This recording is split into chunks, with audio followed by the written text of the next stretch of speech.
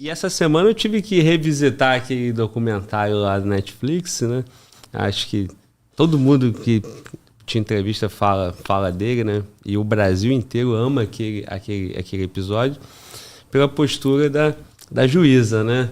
A juíza que estava ali falando, acho que o que todo mundo que está em casa gostaria de falar. Como é que um cara te chama para roubar e você vai? Não é maltratar, não é ofender, mas fala a verdade aí, para com esse negócio que, eu tava com a arma porque ele mandou eu pegar a arma, né? Então, como é que era isso lá? Como é que era aquele dia a dia?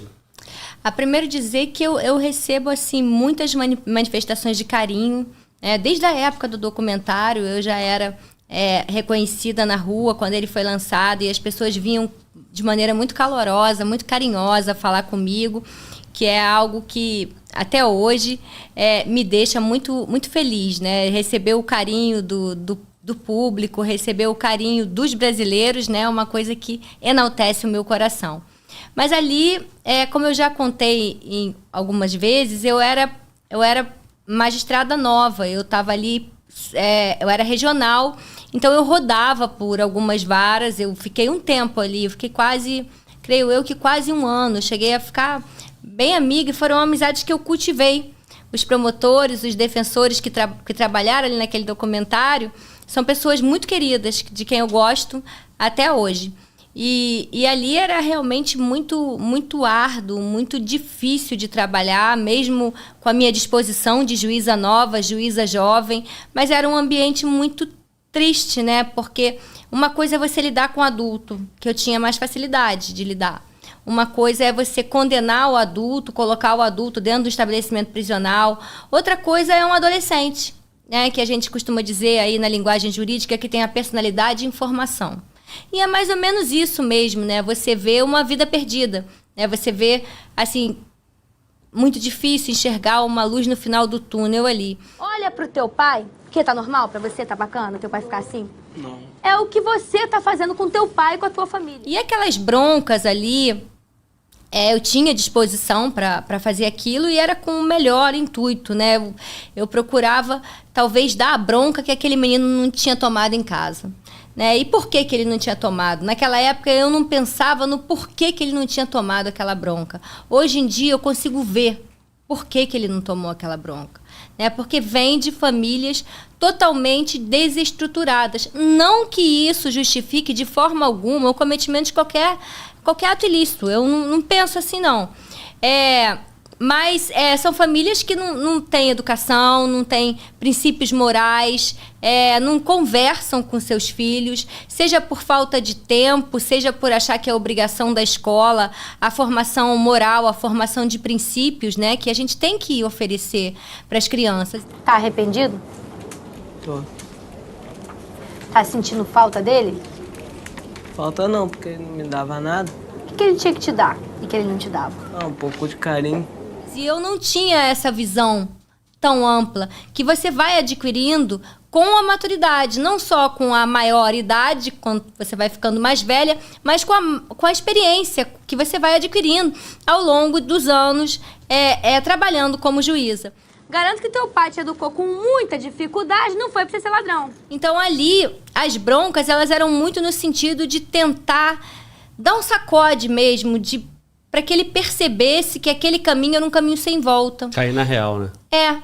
Que era um caminho sem volta, que aquilo ali não o enaltecia, né? Porque os meninos têm, infelizmente, hoje eu acho que até mais, o modelo, né, o standard do menino que mora em áreas de comunidade, em área carente, não é o pai que está trabalhando, ralando, não, é o traficante. Então ele quer vestir o tênis que o traficante veste, a camisa de time que o traficante veste, ele quer pegar as garotas iguais, parecidas com aquelas que os traficantes pegam. E a gente tem que, de alguma maneira, procurar livrar essas crianças dessa visão, né? Porque essa não é a visão bacana, né? De repente o traficante ganha fácil, né? O que o pai dele vai demorar muito para ganhar e vai suar muito, né? Vai se esforçar muito.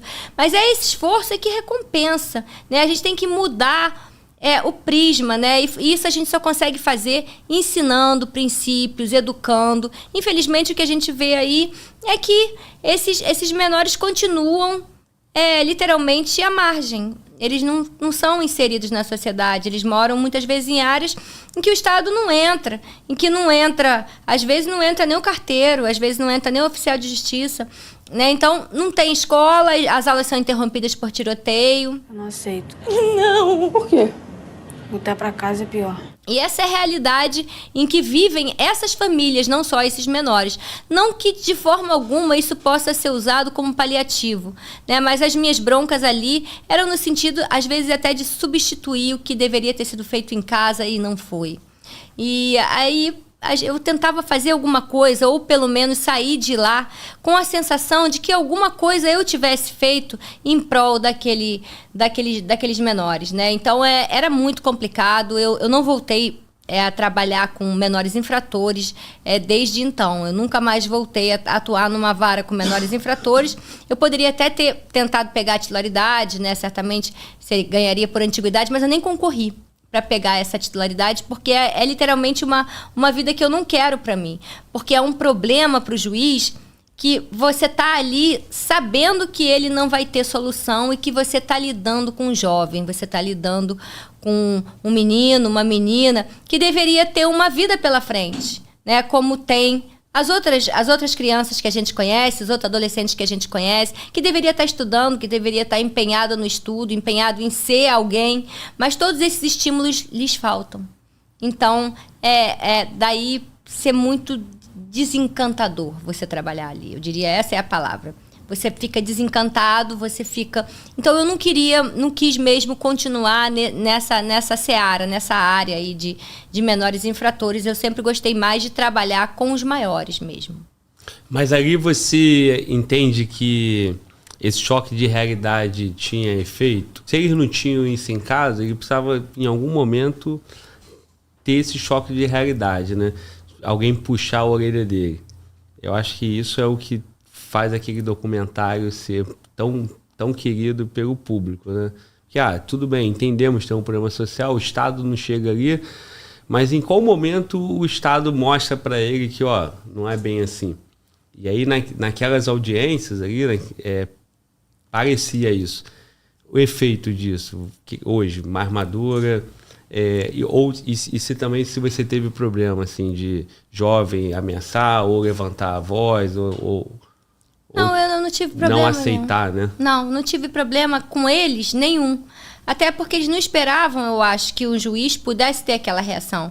De tentar dar uma bronca neles, de tentar, de alguma maneira, puxar eles para o caminho do bem, né? Sem querer fazer esse bem e mal, mas, no fundo, é isso, trocando em miúdos, né? O que eu queria dizer para eles é que eles podem optar por outro caminho, que basta querer, que, de repente, eles vão estar remando contra a corrente, mas vai valer a pena. Fugiu. Um abraço. Estamos entendidos? Estamos? Então diz.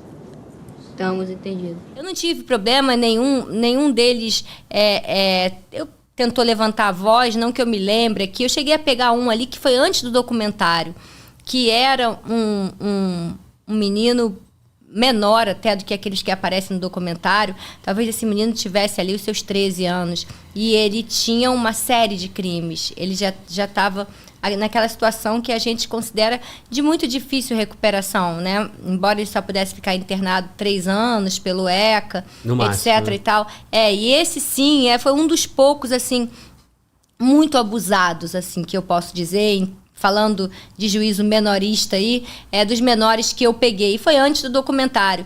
Mas nunca tive problema de ameaça na vara da infância, nem nada disso. Mas abusado no sentido de desdém, assim? No sentido de querer me peitar, mas não foi nada demais. Mas foi antes do documentário. Mas era um menino que tinha uma FAI, que é a FAQ deles, né? Uma FAI cheia de crimes graves, FAI como latrocínio. A FAI é ficha de ato infracional, né?